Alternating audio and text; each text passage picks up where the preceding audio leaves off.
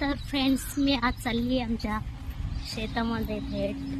तर मम्मी नाही म्हटलं चला आता आपण जाऊया, मला बकऱ्यांना घास आणायचा आहे. त्यामुळं आमचं जरा शेत थोडंसं लांब आहे.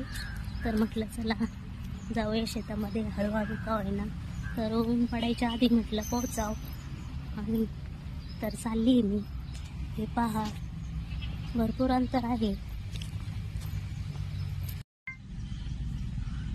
तर मी आलेली आमच्या शेतामध्ये, म्हटलं चला घास कापाव.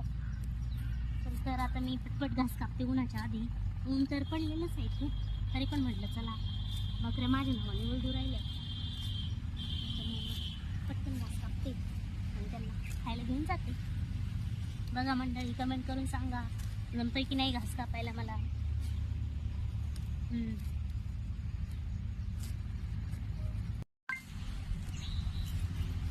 तर फायनली माझा एवढा मोठा घास कापून झालेला आहे. आणि आता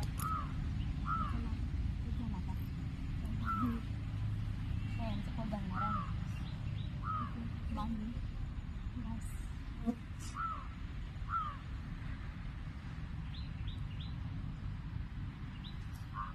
चलो अब घर जाने का.